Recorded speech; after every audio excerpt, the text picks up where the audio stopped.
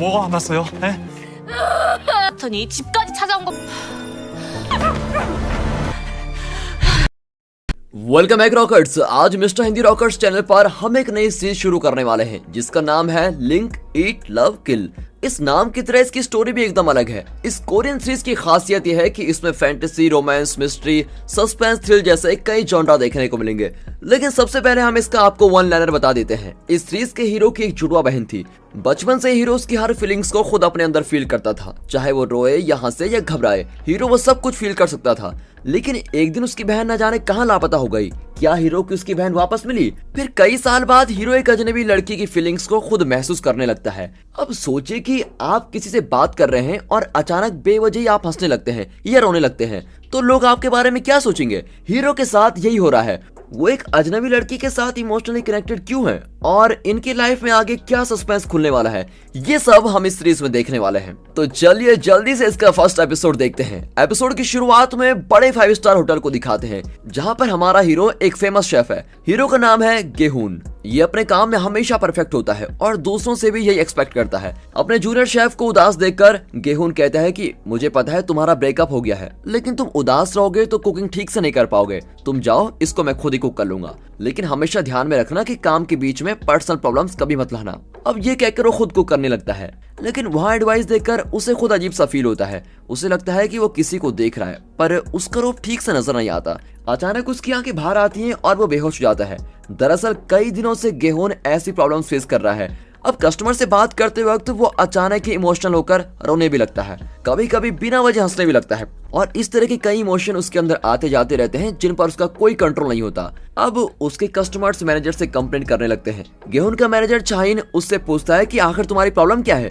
गेहून बताता है कि जुड़वा बच्चों के बीच अक्सर ऐसा कनेक्शन होता है। जब एक ट्विन हंसता है या इमोशनल होकर रोता है तो दूसरा ट्विन भी उस इमोशन को फील करने लगता है, और मेरे साथ भी यही हो रहा है। इस तरह समझाकर गेहून अपना काम करने लग जाता है। दरअसल वो अपनी ट्विन सिस्टर येंग की बात कर रहा था। जब दोनों 10 साल के थे तो येंग लापता हो गई थी, और उसके बाद कुछ दिन तक गेहून वो सब फील करता रहा जो येंग फील करती थी। लेकिन एक दिन अचानक दोनों के बीच का इमोशनल कनेक्शन खत्म हो गया था। अब 18 साल बाद गेहून इस तरह का कनेक्शन दोबारा महसूस कर रहा है। वो रास्ते पर इस बारे में सोचता हुआ चला जा रहा है और उसे लगता है कि इतने साल बाद अगर मुझे ऐसे इमोशन फील हो रहे हैं तो जरूर येंग जिंदा है और वो मेरे आसपास ही है। अगर वो जिंदा नहीं है तो कहीं मैं किसी और के साथ तो नहीं कनेक्ट हो रहा हूँ। अब इस सीरीज की हीरोइन डाह्यून को दिखाते हैं जो रेड कलर कॉस्ट्यूम पहनकर कोई पार्ट टाइम जॉब कर रही है, लेकिन इस वक्त वो अपना काम अधूरा छोड़कर तेजी से घर की ओर भाग रही है। लगता है उसको कोई इमरजेंसी है। अब रास्ते में डाह्यून और गेहून आमने सामने आ जाते हैं। उस वक्त डाह्यून बहुत ही टेंस फील करती है। शायद गेहून का इमोशनल कनेक्ट डाह्यून के साथ है। अब डाह्यून जल्दी से अपने अपार्टमेंट पहुंचती है तो वहां बिल पेमेंट न करने का नोटिस रखा होता है, लेकिन ये उसकी इमरजेंसी नहीं है। वो टेंशन में घर के अंदर जाकर सारी चीजें अरेंज करने लगती है। दरअसल इमरजेंसी यह है कि उसकी माँ उसके फ्लैट में आने वाली है और डाह्यून को कोई ढंग की जॉब नहीं मिली है और वो पार्ट टाइम जॉब करके अपना खर्चा निकाल रही है। लेकिन उसकी माँ ये सब नहीं जानती। उसकी माँ सोचती है कि उसको बहुत ही अच्छी जॉब मिली हुई है। तब उसकी माँ आ जाती है और पूछती है कि क्या आज ऑफिस नहीं गई? सच पता चला तो डांट पड़ेगी। ये सोचकर डाह्यून कहती है कि माँ मैं तो वर्क फ्रॉम होम कर रही हूँ। अब उसकी माँ को भी जरा भी शक नहीं होता और तब जाकर डाह्यून चैन की सांस लेती है। तब होटल में काम करते हुए गेहून को भी टेंशन फील हो रही होती है और फिर अचानक वो भी चैन की सांस लेता है। वो कंफ्यूज्ड होता है कि मुझे उस इंसान का पता लगाना होगा जिसकी इमोशन को मैं फील कर रहा हूँ। अगली सुबह एक बिल्डिंग में कुकिंग इवेंट चल रहा होता है। गेहून वहाँ शेफ होता है और डाह्यून पास के एक रेस्टोरेंट में पार्ट टाइम जॉब करती है। उसकी मैनेजर उसको डांटती है कि पढ़ी लिखी समझकर मैंने तुम्हें जॉब दी थी, लेकिन पिछले इवेंट में तुम बीच में कहीं चली गई थी और ये लास्ट वार्निंग है। आइंदा काम पूरा किए बिना कहीं गई तो नौकरी से निकाल दूंगी। ये कहकर वो चली जाती है। डाह्यून को बहुत ही बुरा लगता है और वो अकेली बैठकर अपनी किस्मत को कोस रही होती है कि यार क्या करूं। वहाँ गेहून उसका दुख फील करता है और इस वजह से वो अपना काम ठीक से कर ही नहीं पाता। फिर किसी तरह अपनी ड्यूटी पूरी करके वो अपना खाना लेकर बिल्डिंग के रूफ टॉप पर जाता है। डाह्यून भी वहीं पर होती है और उसको देखकर गेहून वहाँ से जाने लगता है। डाह्यून कहती है कि तुम्हारे यहाँ बैठने से मुझको कोई एतराज नहीं है। अब गेहून वहीं बैठ जाता है और अजीब सी उदासी फील कर रहा होता है। इस तरह उसके साथ कई बार हो चुका है। फिर वो अपना खाना खाने लगता है कि डाह्यून उसको घूरने लगती है। अब गेहून कहता है कि अगर तुम्हें ये खाना पसंद है तो तुम भी ले लो। वो सोचता है कि शक्ल और सूरत से तो ये डिसेंट फैमिली की लगती है, इसीलिए ये लड़की मना जरूर करेगी, लेकिन डाह्यून तुरंत उसको उठाकर खा लेती है। अब गेहून को भी शक होता है कि कहीं ये वो तो नहीं जिसकी परेशानी मुझे परेशान की जा रही है। फिर वो उसका नाम, उम्र, बचपन में वो कहाँ रहती थी, इस तरह की पर्सनल डिटेल्स पूछने लगता है। फिर वो पूछता है कि क्या तुम रॉक पेपर सीजर गेम जानती हो, और उसके सवाल सुनकर डाह्यून चिढ़ जाती है और वहां से चली जाती है। अब रेस्टोरेंट में डाह्यून का कलीग ली आता है और उससे गेहून के बारे में पूछता है। डाह्यून कहती है कि मैं उसको नहीं जानती। फिर डाह्यून अपना काम करके घर जाने वाली होती है, तब उसके लिए किसी ने 2 गिफ्ट्स रखे होते हैं। एक बॉक्स में केक होता है और दूसरे में एक स्कार्फ। तब उसकी कलीग बताती है कि यहाँ के फेमस शेफ गेहून ने ये गिफ्ट तुम्हारे लिए दिए हैं। वो तुरंत गेहून के पास जाकर पूछती है कि इसका क्या मतलब है। वो बताता है कि जिस तेजी से तुम मेरा बनाया हुआ खाना खा रही थी, मुझे लगा तुम मेरे केक्स भी जरूर पसंद करोगी, इसलिए मैंने केक्स भेज दिए, लेकिन ये स्कार्फ मैंने नहीं भेजा। पर डाह्यून को शक होता है कि वो झूठ बोल रहा है। वो उसके मुंह पर कह देती है कि मुझे तो तभी तुम्हारी असलियत का पता चल गया था जब तुमने मेरी पर्सनल डिटेल्स मांगी थी, इनडिसेंट फेलो, और इस तरह डांट कर वो चली जाती है। अब रास्ते पर डाह्यून को लगता है कि कोई उसको फॉलो कर रहा है। वो घबराकर भागने लग जाती है। तभी पीछे से ली कहता है कि तुम इतना क्यों डर रही हो।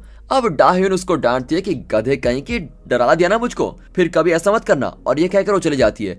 ली डाह्यून के एरिया में ही रहता है, लेकिन उसका चाल चलन कुछ अजीब सा है।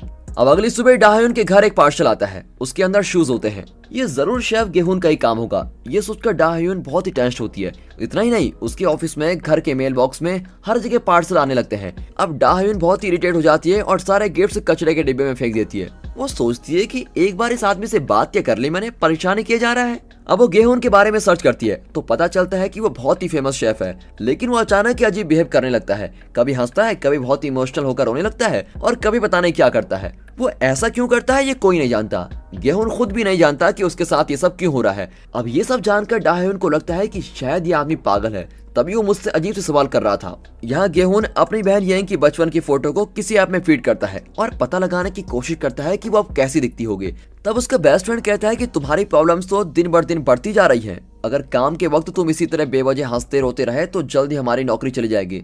तुम मेरी बात मानो, हम दोनों मिलकर अपना एक रेस्टोरेंट खोलेंगे और उसमें बहुत मेहनत करके काम करेंगे, फिर हमें किसी के नौकर बनने की जरूरत भी नहीं पड़ेगी। गेहून को भी ये आइडिया अच्छा लगता है। वो अपनी मनपसंद एरिया में रेस्टोरेंट के लिए जगह फिक्स कर देता है, और ये वही एरिया है जहाँ बचपन में वो अपनी बहन के साथ रहता था। अब उस एरिया के पुलिस स्टेशन को दिखाते हैं। यहाँ जे नाम का एक नया पुलिस ऑफिसर आया है और उसकी एक्स गर्लफ्रेंड मिंजो भी यही काम करती है, और वो जे की सीनियर ऑफिसर है। 3 साल पहले इनका ब्रेकअप हो गया था। अब अपनी प्रॉब्लम्स के बीच जी रही डाह्यून के लिए एक नई मुसीबत आ गई है। दरअसल उसे पता चलता है कि उसकी माँ उसके घर फिर आई है, और वो टेंशन में एक बार फिर पार्ट टाइम जॉब को बीच में छोड़कर दौड़ी चली आती है। लेकिन इस बार बहुत देर हो चुकी है। उसकी माँ को पता चल गया है कि डाह्यून ठीक से कमा नहीं पाती, और कई महीनों से उसने बिल, घर का रेंट वगैरह कुछ नहीं दिया है। अब गेहून और जिम अपने रेस्टोरेंट के लिए जगह देखने आए होते हैं, लेकिन वो एरिया उतना डेवलप नहीं हुआ है और वहाँ ज्यादातर मजदूरी रहते हैं। उस खाली जगह के सामने डाह्यून की माँ एक छोटा होटल चलाती है, और उसी होटल के ऊपर डाह्यून की माँ का घर भी है। तब वहाँ जे और मिंजो पेट्रोल के लिए आते हैं। वहाँ के लोग उनसे रिक्वेस्ट करते हैं कि यहाँ के सीसीटीवी कैमरास काम नहीं करते हैं, आप प्लीज उनको ठीक करवाइए। उन औरतों को देखकर गेहून को अपने बचपन की याद आती है। दरअसल उसने इन्हें बचपन में देखा था। अब फ्लैशबैक में दिखाते हैं कि गेहून और येंग उस एरिया के प्लेग्राउंड में खेलने जा रहे हैं, लेकिन येंग रोती है कि मैं खेलने नहीं आऊंगी। तब गेहून उसको समझाता है कि तुम रोने लगी तो मुझको भी रोना आ जाएगा, और मैं रोना नहीं चाहता, प्लीज तुम रो मत। तुम बात बात पे डरती हो, मुझे डरना नहीं है, लेकिन फिर भी तुम्हारा ट्विन होने की वजह से तुम्हारा डर मुझको फील होने लगता है, इसलिए तुम प्लीज चुप हो जाओ और मुझे अपने फ्रेंड्स के साथ खेलने दो। ये कहकर वो येंग का हाथ छुड़ाकर भाग जाता है। अब येंग ग्राउंड के बाहर गेहून का इंतजार कर रही होती है, लेकिन ग्राउंड में खेलते हुए गेहून को बड़ी घबराहट फील हो रही होती है। वो तुरंत बाहर आकर देखता है तो येंग वहां नहीं होती। वो येंग को हर तरफ ढूंढता है, लेकिन वो कहीं नहीं मिलती। गेहून अपने पापा को बताता है और पुलिस से केस दर्ज कर देती है, पर कई दिनों तक येंग का कुछ पता नहीं चलता। गेहून के पापा पूछते हैं कि क्या तुम अभी भी येंग को फील कर रहे हो। गेहून बताता है कि मैं उसका दर्द फील कर रहा हूँ, लेकिन मुझे नहीं पता कि वो कहाँ है। अब उसको उदास देखकर उसके पापा कहते हैं कि हम येंग का पता लगा लेंगे बेटा, तुम फिक्र मत करो। तब अचानक गेहून येंग का इमोशन फील नहीं कर पाता। लगता है उसके और येंग के बीच का कनेक्शन अब खत्म हो चुका है। वो बेचारा रोने लगता है और पापा से कहता है कि शायद येंग मर गई है, और उस दिन से आज तक वो केस सॉल्व भी नहीं हो पाया है। पुलिस को ना तो येंग की लाश मिली और ना ही किसी किलर का पता चला। अब दिखाते हैं कि डाह्यून अपने घर के बाहर आती है और गेहून से टकरा जाती है। वो फिर गेहून पर चिल्लाती है कि तुम फेमस शेफ हो तो क्या हुआ, मुझे फॉलो करके मेरे घर तक कैसे आ गए। गेहून समझाता है कि मैं यहाँ एक रेस्टोरेंट खोलने आया हूँ, मुझे नहीं पता कि आपका घर यहाँ पर है। ओह, तुम बहुत अच्छी एक्टिंग कर लेते हो। पहले दिन जिस तरीके से तुमने बात की मैं तो समझ गई कि तुम एक गलत आदमी हो। इस तरह उसके ऊपर इल्जाम लगाकर डाह्यून चली जाती है। उस एरिया के लोग गेहून को घूरने लगते हैं। अरे ये लड़की मुझे कुछ बोलने ही नहीं देती, बेवजह सबके सामने मुझको इंसल्ट करके चली गए। ये सोचकर गेहून दुखी बहुत ही होता है। अगले दिन डाह्यून अपने पार्ट टाइम जॉब कर रही होती है। तब उसकी मैनेजर पूछती है कि क्या तुम्हारा और ली के बीच कुछ चल रहा है। डाह्यून ना में जवाब देती है, लेकिन ली तो ये सब कहता फिरता है कि तुम दोनों डेटिंग कर रहे हो। अब इससे पहले कि कुछ गलत हो जाए तुम ली से सीधे जाकर बात कर लो। फिर शिफ्ट खत्म होकर डाह्यून ली से पूछती है तो पता चलता है कि ली ने वाकई सबसे यही कह रखा है। वो ये भी बताता है कि वो सारे गिफ्ट्स मैंने ही भेजे थे। अब डाह्यून को बहुत ही बुरा लगता है कि उसने बेवजह गेहून पर शक किया और उसे बुरा भला कहा। वो ली को वार्न करती है कि आइंदा मुझे डिस्टर्ब मत करना, बता दिया। लेकिन ली उससे बात करने की कोशिश करता रहता है। फिर डाह्यून परेशान होकर उसको धक्का देती है और वहां से चली जाती है। अब अगले दिन सुबह गेहून को देखकर डाह्यून अपने किए पर बहुत ही पछताती है। ली की गलती की वजह से उसने बेवजह गेहून की इंसल्ट कर दी थी। अब डाह्यून गेहून से माफी मांगने लगती है, लेकिन गेहून कहता है कि कल तुमने सबके सामने मेरी इतनी इंसल्ट करी कि लोग मुझको रोड रोमियो समझने लगे हैं। अब मैं यहाँ अपना रेस्टोरेंट कैसे खोलूंगा, मुझसे बात मत करो। ये कहकर गेहून जाने लगता है, लेकिन डाह्यून उसके पीछे जाती है और कहती है कि मैं तुम्हें गलत समझ रही थी, तुम सच में बहुत ही अच्छे इंसान हो, आई एम सॉरी। और ये कहते हुए डाह्यून फिसल कर गिर जाती है। तब गेहून उसको हाथ देकर उठाता है और दोनों फिर साथ चलने लगते हैं और इन्हें साथ देखकर ली बहुत ही चिढ़ जाता है। अगले सीन में डाह्यून अपने पार्ट टाइम जॉब खत्म करके गवर्नमेंट एग्जाम के लिए पढ़ रही होती है। उस रात घर लौटते वक्त भी ली उसको फॉलो करता है। अब ये जानकर डाह्यून जल्दी चलकर घर में पहुंच जाती है। डाह्यून की माँ और नानी घर पर टीवी देख रही होती है। इतने में ली आकर डाह्यून को पकड़ लेता है और डाह्यून मदद के लिए चिल्लाती है, लेकिन टीवी का वॉल्यूम बहुत ही ज्यादा होता है, इसके कारण उसकी आवाज कोई नहीं सुन पाता। तब ली डाह्यून को धक्का दे देता है और डाह्यून बेहोश हो जाती है। यहाँ गेहून फील करता है कि उसके साथ इमोशनली कनेक्टेड इंसान को कोई मुसीबत है और वो परेशान होकर घर के बाहर आ जाता है।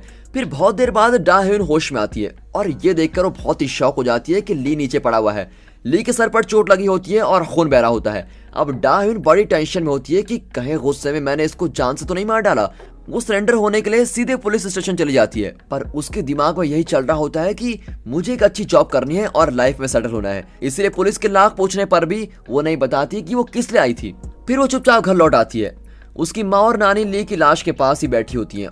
फिर डाह्यून उन्हें बता देती है कि इसने मेरी गर्दन पकड़ ली थी और शायद मैंने इसे मार गिराया था। मुझे कुछ याद नहीं है कि मैंने क्या किया। मैं पुलिस में सरेंडर होने के लिए जा रही हूँ। लेकिन उसकी माँ उसको मना कर देती है और कहती है कि यहाँ जो भी हुआ वो हमारे अलावा और कोई नहीं जानता, इसलिए तुम बस अपना मुंह बंद रखो। ये कहकर डाह्यून की नानी और माँ मिलकर उस लाश को पैक करती हैं और उसको एक बड़े फ्रिज में रख देती है।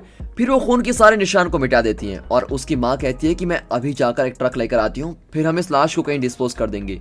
डाह्यून शॉक हो जाती है कि यहाँ ये खून हुआ है और ये दोनों औरतें इतना कैजुअली कैसे बिहेव कर रही हैं। क्या इन दोनों ने पहले भी ऐसे कांड किए हुए हैं? ये सोचकर डाह्यून का सर चकराने लगता है। अब यहाँ गेहून और जिम अपने रेस्टोरेंट के लिए बहुत सारा सामान खरीद लेते हैं। अपना सामान अंदर रखवाकर वे सड़क पर कैजुअली चल रहे होते हैं। तब कुछ दूर पर वे उस फ्रिज को देखते हैं और सोचते हैं कि शायद वर्कर्स ये आइटम अंदर रखना भूल गए थे। ये सोचकर वे खुद फ्रिज को रेस्टोरेंट की ओर लेके जाते हैं और दोस्तों इसी के अंदर ली की लाश है। उन्हें फ्रिज को ले जाते देख डाह्यून और उसकी नानी चौंक जाती है। डाह्यून को बड़ी घबराहट होती है कि कहीं लोगों ने उसे खोलकर देख लिया तो मुसीबत हो जाएगी। और दोस्तों इसी के साथ इस सीरीज का पहला एपिसोड यहीं पर खत्म होता है। तो कैसा लगा इस नई सीरीज का पहला एपिसोड हमें कमेंट करके जरूर बताइएगा, ताकि हम इस सीरीज को कंटिन्यू कर सकें। और अगर ये एपिसोड आपको अच्छा लगा तो लाइक कीजिए और चैनल को सब्सक्राइब करना मत भूलिए और इस वीडियो को अपनी फैमिली और फ्रेंड सर्कल में शेयर जरूर कीजिए। बाकी मिलते हैं अगली वीडियो में, तब तक के लिए अपना ख्याल रखिए and finally thanks for watching.